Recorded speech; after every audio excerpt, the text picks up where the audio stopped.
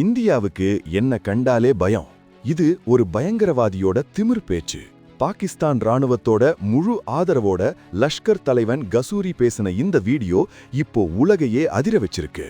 பாகிஸ்தான்ல தீவிரவாதிகள் சுதந்திரமா சுத்துறாங்கன்னு நமக்கு தெரியும். ஆனா இப்போ லஷ்கர்-இ-தொய்பா அமைப்போட துணைத் தலைவர் சைஃபுல்லா கசூரி அதை ஓப்பனா ஒத்துக்கிட்டாரு.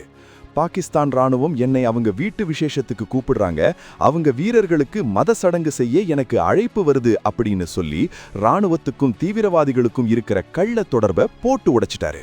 பஹல்காம் தாக்குதலுக்கு மூளையா இருந்த இவன் ஒரு பள்ளி நிகழ்ச்சியில பேசும்போது இந்தியா என்ன பார்த்து நடுங்குது அப்படின்னு கிண்டல் பண்ணியிருக்காரு.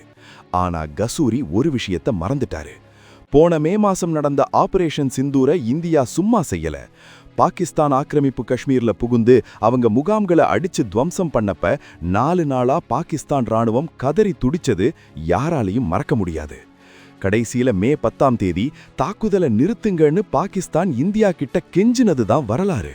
தீவிரவாதத்தை ஆதரிக்கிற பாகிஸ்தானோட உண்மை முகம் இப்போ உலகத்துக்கு தெளிவா தெரிஞ்சிருச்சு. இந்தியா இதோட விட போறதில்ல.